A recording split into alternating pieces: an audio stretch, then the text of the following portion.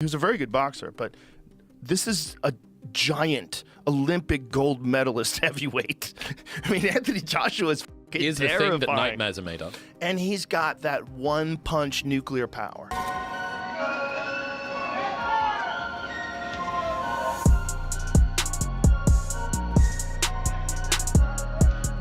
And again, just operating on self-belief, but it isn't going to win Jake this fight. Him being ballsy is not going to win him this fight. Joe Rogan reacts with disbelief as he discusses the massive size gap between JakePaul and AnthonyJoshua during their face-off. He highlights that Joshua is a towering heavyweight and an Olympic gold medalist, a far more dangerous opponent than anyone Jake has ever faced. Rogan points out that Jake's biggest challenge so far was Anderson Silva, who was 47 at the time of their fight, making this upcoming bout a completely different level. You fought before was 40 years old Anderson Silva. Those are the toughest guys so far you fought. You've lost to Tommy Fury, who's a very good boxer, but this is a giant Olympic gold medalist heavyweight. I mean, AnthonyJoshua is Here's the thing that nightmares are made of. And he's got that one-punch nuclear power. One punch. The Wade Concept host offers a sharp and honest breakdown of JakePaul's mindset ahead of his clash with AnthonyJoshua. He stresses that, while self-confidence is vital, there's a thin line between belief and denial, and Jake seems to be crossing it. In Wade's view, stepping into the ring with a powerhouse like Joshua requires more than hype or illusion. Joshua isn't just a mental hurdle. He's a test of real fighting skill and physical dominance. Wade warns that the tactics Jake used against aging legends or less experienced opponents won't help. Here Joshua is quicker, stronger, and smarter. He calls the fight a harsh reality check, pulling Jake out of the influencer spotlight and into the world of true heavyweight boxing. If Jake prepares with honest awareness, he might endure. But if he clings to false confidence, he's walking into danger unprotected. Wade concludes that Jake must confront the truth before he ever confronts Joshua in the ring. And in any other timeline, we'd all point and laugh. And some people still are pointing and laughing, but I'm just sitting here going, what has he seen that makes him believe that? Not only of what's happened to AJ, sure, he's been knocked out by Daniel Dubois, another 240-pound champion of the world, but what has he seen in himself that makes him think he's going to knock out AJ when he hasn't knocked out anyone since Mike Perry? And Mike Perry, as we know, is not a high-level boxer. He hasn't knocked out a high-level boxer. He could hurt Julio Cesar Chavez, but Chavez knew to cover up and not engage. Maybe he thinks AJ will engage with him, and AJ does do some bad things in the pocket. Again, we'll save it for another video, but the only thing I can think of, and I said it at the beginning of this video, is Jake is absolutely delusional, and he's convinced himself of what's going to happen based on very outlying data, right? The Daniel Dubois knockout, how he struggled with Usyk. Hey, who are you fighting, when, and why? I'm fighting AnthonyJoshua because I'm fucking him. What? I'm fighting AnthonyJoshua because I'm him. Holy shit, just let me take a second. Is this motherfucker out of Dude, it's light work. Light work.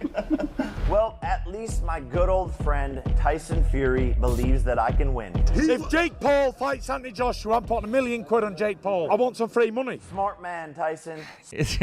I need to see a bet slip, Tyson. I know you got it like that these days. $1 million's like a, you know, like a slight 10,000 to the rest of us, but or maybe 1,000 after those couple of title fights with Alexander Usyk. But I need to see the bet slip. I saw the line when, and this is kind of crazy, I saw the line when the fight first got made, and we put it in the video. Jake was plus 800 to win. Jake has now moved to plus 650 to win. That's outright. I don't know by knockout, I'm not sure, but plus 800 was already like, okay, that's, you know, that's a big underdog. And Joshua was like minus 1,500, but now Joshua's at minus 1,250 and Jake's at plus 650. This line is closing, and I'm wondering why. What are people seeing? Make no mistake, this is the biggest fight of my career. I'm walking into the lion's den. I'm doing something that no one else has ever done before. I, Jake Joseph Paul, will knock out, defeat, and embarrass AnthonyJoshua Friday, December 19th, live on Netflix. My voice cracked, I'm still going through puberty. The biggest fight of 2025, USA versus UK. He's got the belts, the size, the history, but I have the balls. Be careful what you wish for. Jake versus Joshua, Judgment Day. He has a 90% knockout ratio, but I have a 100% chance of drinking it. The moment JakePaul steps up at the face-off, the energy in the arena shifts instantly. AnthonyJoshua stands tall and composed, while Jake has to tilt his head just to meet his gaze. It's a visual that speaks volumes without a word. On one side stands a battle-tested heavyweight, an Olympic champion with years of elite experience. On the other, a cruiserweight influencer who entered boxing from a completely different world. Their body language tells the full story. Joshua exudes the power and presence of someone born and built for the heavyweight division. Jake tries to mirror that stance, but the size gap is impossible to ignore. Joshua's towering height, extended reach, and solid frame create a dominance Jake simply can't match. But I would argue the pressure is now all on Anthony Joshua. Like, Jake, to me, you can tell me if you think I'm wrong. If Jake gets this the second half of the fight, Jake can celebrate. Like, Jake's won. Like, if he gets the 5th round against Anthony Joshua, to me, he has won this event. Yeah, but it's, I mean... You're skeptical that will happen. I mean, aren't you? I mean, like, I am. I'm deeply skeptical, but I'm just saying now. The difference in this kind of fight is once you get up close and anywhere near any kind of clinch or anything, and the worst thing for Jake is it's not that just that AJ explodes within a clinch. AJ can fight long, he can fight short. I mean, the right hand he won't see. I mean, we talk about the right hand that knocks out Francis Ngannou. Forget the right hand. Worry about the uppercut on the inside. Worry about the left hook. Worry about the jab. I mean, the jab could knock him spark out. I mean, that's the reality. But if he gets hit by anything, it's over. It's just how it's going to be over. You know, you're going to get him clean, or you're going to, beat him up to a position where the ref's just going to have to jump in. But listen, if it goes 4, 5, 6 rounds, listen, good luck to him.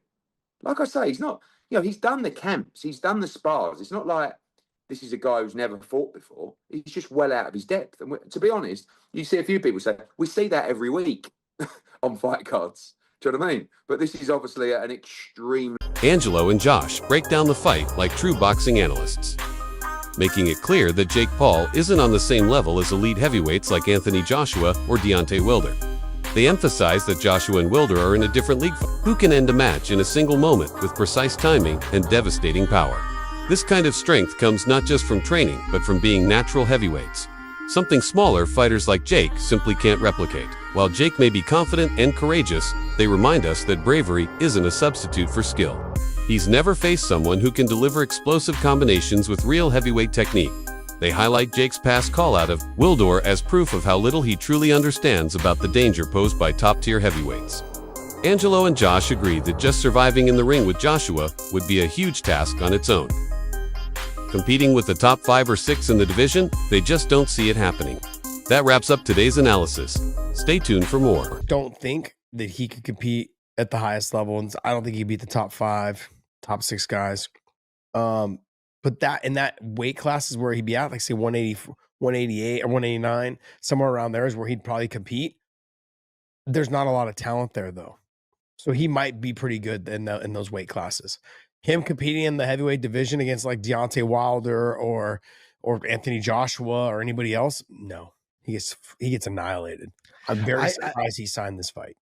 I was shocked he signed this fight. I texted my buddy Bo because Bo follows boxing really well, and I texted him. I was like, "Dude, we might see a death." And he said the same thing. He's like, "I cannot believe he agreed to that fight." But the numbers, the numbers that are nobody knows the true payouts. They're saying it's around $200 million that they're splitting evenly. So they're getting about $100 million each. He said that it was $267 million. So I don't know who you believe or don't believe, or it could be they're splitting 200 and the 67 delta, they had to pay DAZN because Anthony Joshua has a contract with DAZN. And this fight's going to be on Netflix. DAZN. It's DAZN. So they, which makes, how the hell? Please stop saying DAZN, okay? That's like Saint Benoit, okay?